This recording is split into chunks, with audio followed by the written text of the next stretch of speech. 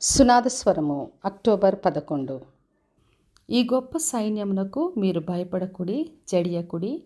ఈ యుద్ధం మీరు కాదు, దేవుడే జరిగించును. 2వ దినవృత్తాంతముల గ్రంథము 20వ అధ్యాయము 15వ వచనం.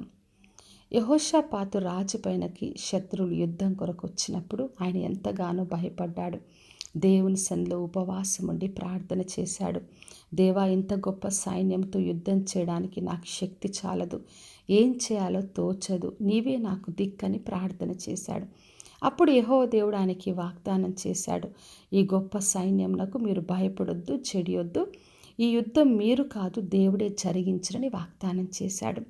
ఒక సమస్య వచ్చినప్పుడు మనం దేవుని సన్నిధిలో ప్రార్థించినప్పుడు దేవుడు మనకు వాగ్దానం ఇచ్చి ధైర్యపరిచే దేవుడు. ఆయన మన పక్షంగా యుద్ధం చేసి మనకు జయమునిస్తాడు. అందుకే ఏ పరిస్థితి అయినా మనం దేవుని ఆశ్రయించి జయం పొందుకుంటాం. తర్వాత వాళ్ళందరూ కూడా దేవుని స్తుతి చేయడం మొదలుపెట్టారు. ఎప్పుడైతే స్తుతి చేశారో అప్పుడు ఆ శత్రువులందరూ కూడా నశింప చేయబడ్డారు. మరి 3 రోజులు వారు విస్తారమైన కొల్ల సొమ్మును తీసుకున్నారు. తర్వాత ఆ లోయకు బెరాకా లోయ అని పేరు పెట్టారు. ఎక్కడైతే స్తుతి ఉంటుందో అక్కడ ఆశీర్వాదం ఉంటుంది. దేవుని మనం ఎంతగా స్తుతి చేస్తామో అంతగా దేవుని నుండి శక్తిని, బలమును పొందుకుంటాం.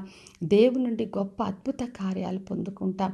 దేవుడు మనకు జయమిచ్చి శత్రువులందరి విషయంలో మనకు నెమ్మదిని కలగచేస్తాడు.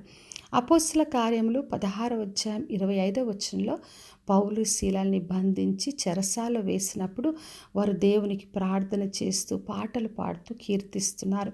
అప్పుడు భూకంపం వచ్చింది, తలుపులన్నీ తెరుచుకున్నాయి, బంధకములన్నీ ఊడిపోయాయి.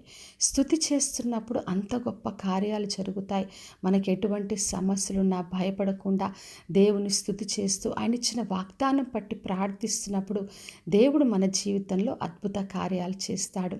కాబట్టి నా ప్రియ సహోదరి, సహోదర, మన దేవుడు మన పక్షంగా యుద్ధం చేస్తాడు, మనకు జయమిస్తాడు. యేసుక్రీస్తు ద్వారా సిలువలో అన్ని విషయాల్లో జయమిచ్చాడు. ఆయన నామంలో మనం అన్నిట్లో అత్యధిక విజయాన్ని పొందుతాం. కాబట్టి విశ్వాసంతో ఆయన్ని ఆశ్రయించి ఎటువంటి శత్రువైనా, ఏ సమస్య అయినా అన్ని విషయాల్లో జయం పొంది ఆయన కొరకు సాక్షిగా జీవిద్దాం. ప్రార్థన చేసుకుందాం. పరలోకమందున్న మా తండ్రి, మా దేవ, ఈరోజుచ్చిన వాగ్దానం కొరకే వందనాలు.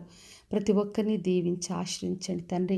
ఎవరికి ఎటువంటి శత్రువులున్నా, ఏ సమస్య ఉన్నా మీరు వారి పక్షంగా యుద్ధం చేసి అన్ని విషయాల్లో అత్యధిక విజయమును దయచేయమని యేసు నామములో అడిగి వేడుకొంచున్నాను తండ్రి. ఆమెన్. ఈ శుభవచనము వినుచున్న ప్రతి ఒక్కరి జీవితంలో నెరవేర్చబడునుగాక. నేను మీ ప్రియ సహోదరి మంజులా చరణ్.